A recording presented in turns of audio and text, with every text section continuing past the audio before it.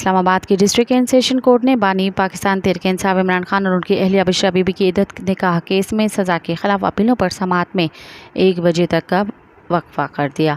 सज़ा के खिलाफ अपीलों पर समाअत डिस्ट्रिक्ट एंड सेशंस जज शाहरुख अर्जुमंद ने की। इस मौके पर PTI के वकील उस्मान रियाज गुल जबकि राजा रिजवान अब्बासी एडवोकेट के मोमिन वकील अदालत के सामने पेश हुए। मोमिन वकील ने अदालत को बताया कि रिजवान अब्बासी साहिब ने दलाइल दिए हैं कि रिकॉर्ड उनके पास मौजूद नहीं है, जिस पर जज ने उस्मान रियाज गुल से इस्तफसार किया कि आपने भी तो दलाइल देने हैं, अपने फाइनल कर ले। उस्मान रियाज गुल एडवोकेट ने अदालत को बताया कि मैं अपने दलाइल के लिए 10 से 15 मिनट लूँगा।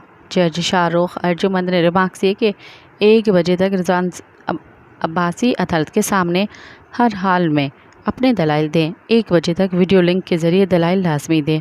अदालत ने आज इद्दत निकाह में सज़ाओं के खिलाफ अपीलों पर फैसला देने का अंदिया दे दिया।